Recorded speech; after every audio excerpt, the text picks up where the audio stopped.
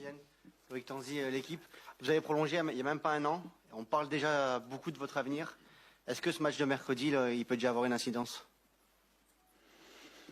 Je pense pas. Je pense que si je liais mon avenir à la Ligue des Champions, et je manque pas de respect au club, je serais parti très loin. Hein. Donc non. Je suis ici, je suis très content. Je suis très heureux ici. Et pour l'instant, je pense à rien d'autre que faire les beaux jours du Paris Saint-Germain. Ah mais t'as fait les beaux jours du Paris Saint-Germain, Kylian, quand t'es parti. Je suis désolé de te le dire. Alors moi j'ai toujours été le gars qui a toujours eu énormément de respect pour Mbappé.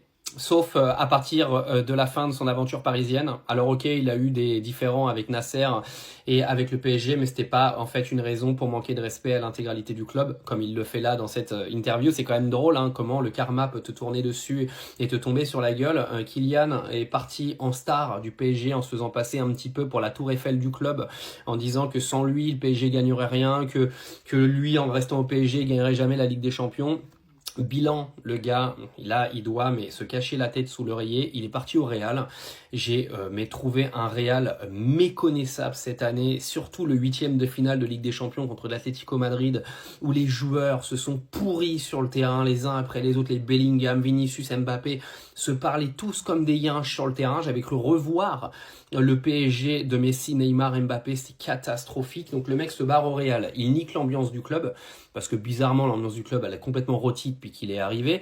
Le mec se fait sortir en quart en se faisant humilier contre Arsenal, qui au passage perd match aller, match retour contre le PSG derrière. Ah, c'est cataclysmique la saison d'Mbappé, je crois. Et je n'ai pas été vérifié, mais ça va être saison blanche pour le Real. C'est pas arrivé depuis combien de temps ça? Et puis, parlons de l'ultime qui va lui arriver le 31 mai si le PSG gagne la Ligue des Champions. C'est-à-dire que là, il va se retrouver à regarder le club qu'il a quitté l'année dernière, limite, en lui manquant de respect, gagner la Ligue des Champions. Avec un peu de chance, si Dembélé marque en finale, Dembélé va gratter le ballon d'or à la fin de l'année. Non mais alors là, ce serait mais le feu d'artifice intégral pour la carrière de Kylian Mbappé. C'est quand même une dinguerie ce qui se passe au Paris Saint-Germain cette année. Vous savez, moi je parle pas de foot sur les réseaux parce qu'il y a trop de débiles qui sont dans les commentaires. Mais je suis supporter du PSG depuis que je suis tout petit, depuis que j'ai 4, 5, 6 ans. Ma mère avait même pas d'argent pour payer Canal. Les anciens comprendront que je regardais, vous savez, les matchs à l'époque avec des petits grésillis de Canal, là où tu voyais dès que ça s'excitait, tu savais que le PSG avait marqué. Bon, à l'époque c'était rare parce que bon, on était un peu éclaté au sol. Bon, moi j'ai grandi avec une équipe éclatée au sol, mais je prenais tellement de plaisir à les regarder que voilà, un petit peu comme les supporters de l'OM aujourd'hui.